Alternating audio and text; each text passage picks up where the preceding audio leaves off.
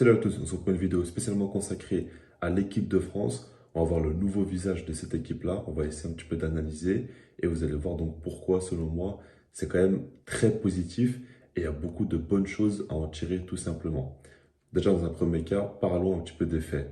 Évidemment, de gros départs ont eu lieu, comme notamment donc Hugo Lloris, qui était le capitaine de cette équipe de France, qui a pris sa retraite internationale. La même chose pour Raphaël Varane. Ensuite, on peut même parler aussi des cas de Pogba et Kanté, qui sont quand même assez inquiétants. C'est deux leaders de ce groupe à la base, mais Pogba a enchaîné quand même une très longue blessure, pas mal de problèmes personnels aussi. Là, il s'est encore une fois blessé. Et puis Kanté, il revient petit à petit de blessure. Il a joué donc avec les jeunes de Chelsea. Il va revenir petit à petit, mais on ne sait pas du tout dans quel état. Et il a quand même passé la trentaine aussi. Donc on ne sait même pas s'ils vont revenir en équipe de France. En tout cas, leur situation est assez floue. Et par rapport à ça, il faut préparer l'avenir. Didier Deschamps a pris quand même une décision assez forte. C'est qu'il a nommé en tant que capitaine Kylian Mbappé. Et pour moi, ça veut tout dire. Il veut très clairement montrer un nouveau visage de cette équipe-là parce qu'en donnant le brassard à Griezmann, ça aurait fait une sorte de continuité. Et il veut un petit peu la briser. Alors évidemment, ce n'est pas la seule raison, mais je pense que donner le brassard à un jeune joueur comme Mbappé, c'est aussi passer quand même dans une nouvelle ère. Et c'est donc ce sur quoi on va se baser aujourd'hui et ce qu'on va parler tout simplement. On va parler un petit peu de l'effectif, parler un petit peu de jeu et regarder par exemple le 11 qui a été aligné face aux Pays-Bas lors de la victoire 4-0. Pour moi, il est fortement intéressant. On va voir quelques points clés. Déjà, au goal, évidemment, Mike Maignan qui prend la relève d'Hugo Lloris. Mike Maignan est selon moi un top gardien, l'un des meilleurs au monde. Alors le problème, c'est qu'il se blesse beaucoup trop souvent. Et il faudra pour l'équipe de France qu'il puisse enchaîner et qu'il arrête tout simplement de se blesser.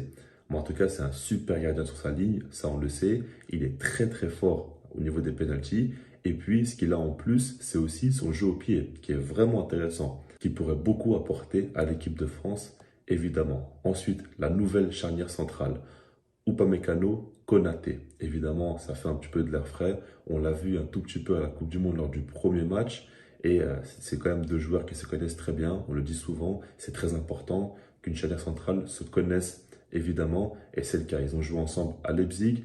Ils jouent maintenant ensemble en équipe de France. Et puis, c'est deux profils assez complémentaires, honnêtement. Et puis, c'est deux top défenseurs, hein. On le voit. La saison passée, Konaté avec Liverpool a été sensationnel. Et puis, actuellement, avec le Bayern Munich, Upamecano, c'est l'un des meilleurs défenseurs au monde. Donc, c'est quand même assez fort d'avoir les deux qui se connaissent dans la même équipe, qui sont plutôt complémentaires. Donc, ça, évidemment, c'est du pain béni. Maintenant, ce milieu de terrain, pour moi, il est vraiment intéressant. C'est vraiment différent surtout de ce qu'on voyait auparavant. Alors, on peut se demander, est-ce que c'est un 4-2-3-1 ou un 4-3-3? Pour moi, ça dépend en fonction des moments dans le match. Mais on va dire plus globalement que Tchouaméni a quand même ce rôle de sentinelle. Il est devant la défense, à la construction, il est très important et son jeu long fait beaucoup de bien à l'équipe. On le voit faire souvent des petites louches ou même trouver des joueurs en faisant des transversales sur les côtés. C'est intéressant, il est vraiment très, très, très bon. Et pour moi, par exemple, dans l'équipe de France, il est plus pertinent qu'un Kamavinga, contrairement peut-être au Real Madrid à l'heure actuelle.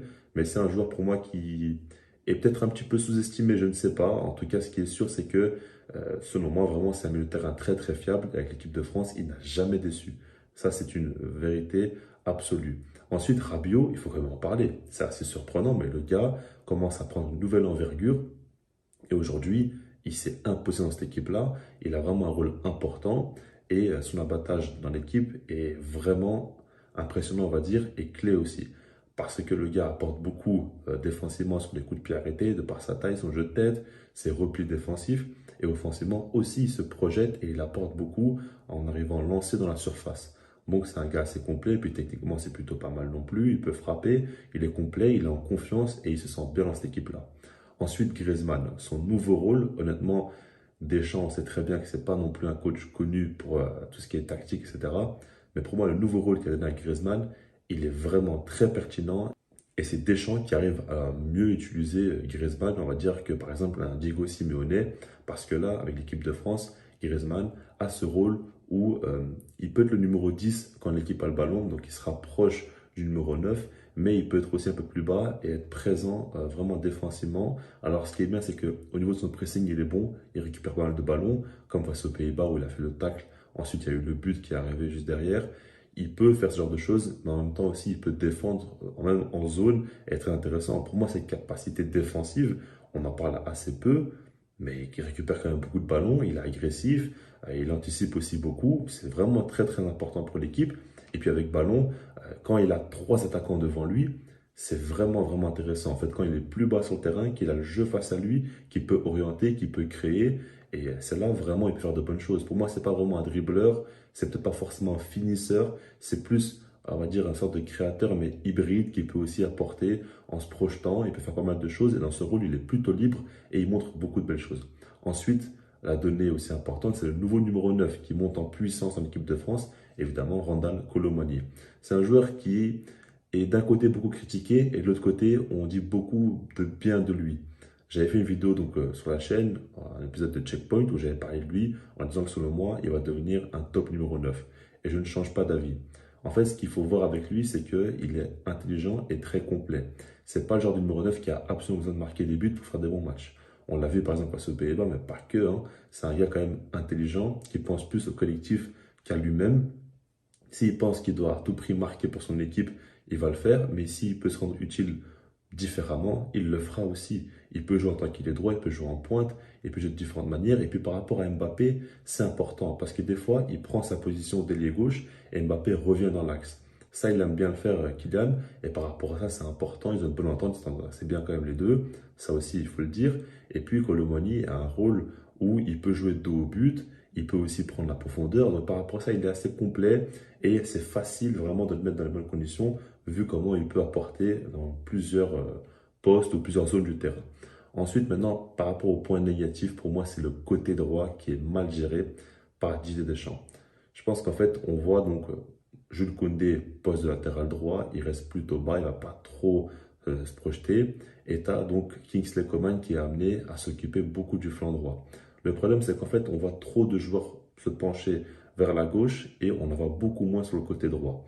Donc, tu as un jeu qui va vraiment se pencher, donc, comme je l'ai dit, sur la gauche. Et par rapport à ça, Coman est un petit peu seul, déjà qu'il n'est pas encore très bien intégré dans l'équipe. Ça pose problème. On verra avec Dembélé comment ça va se passer. Je pense que Dembélé a quand même plus de confiance dans cette équipe-là, mais quand même, ça reste un problème.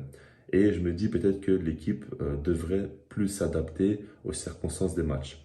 Pourquoi pas quelquefois tenter de glisser avec une défense à 3 où Koundé va arriver aux côtés de Konaté ou Upamecano quand l'équipe a le ballon et pourquoi pas donc Coman dans un rôle de piston avec de l'autre côté Théo Hernandez et on pourrait essayer de faire un truc intéressant avec deux attaquants notamment comme Mbappé, Kolo Muani et Griezmann juste derrière eux.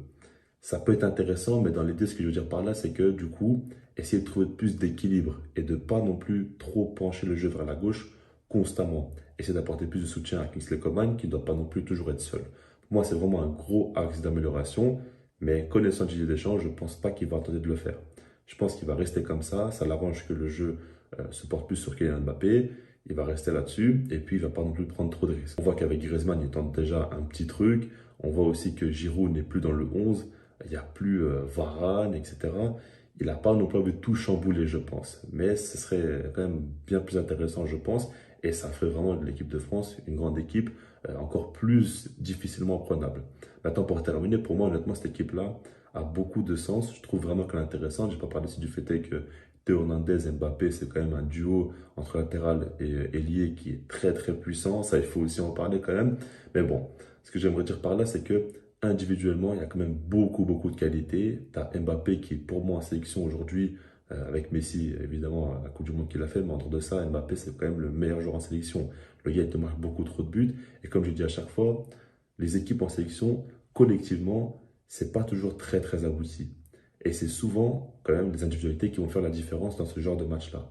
En équipe de France, ils ont un groupe très confiant, très solide, qui a quand même l'habitude de gagner des matchs et des trophées. Et en plus de ça, une équipe qui a des joueurs qui peuvent vraiment faire de grandes, grandes différences à toutes les lignes, on va dire, hein, très clairement. Et ça, c'est quand même très important. Et par rapport à l'Euro qui va arriver dès l'année prochaine, ça peut être assez fort. Maintenant, le problème, c'est que voilà, il y a la question par rapport à Mike Maignan, est-ce qu'il sera apte ou non, parce qu'il se blesse quand même trop souvent ce gardien de but. Ensuite, il y a aussi la question par rapport à Mbappé. Il est tellement important que du coup, il va falloir miser sur lui. Alors, il se blesse quasiment jamais et il enchaîne les matchs sans aucun problème jusqu'à présent. Mais là, l'équipe est vraiment faite autour de lui pour qu'ils soient dans de meilleures conditions. Donc ça aussi, il faut le prendre en compte. Mais voilà, globalement, quand même, je trouve que c'est très positif. J'ai dit pas mal de fois du mal de l'équipe de France par rapport à des perceptions que j'ai eues par rapport au jeu, hein. Je parle surtout, je reste là-dessus. Mais maintenant, c'est vrai qu'il faut le dire, ça joue beaucoup mieux et puis surtout, il y a du sens. C'est pas qu'une question de ça joue mieux, c'est plus agréable à regarder. Ça, c'est peut-être pas forcément le principal pour Didier Deschamps et on le sait très bien. C'est plutôt une question de cohérence et une question de mettre les joueurs dans les meilleures conditions pour qu'ils puissent performer. Et actuellement, selon moi, c'est le cas. Donc voilà, je laisse là-dessus, puis moi je vous dis peace.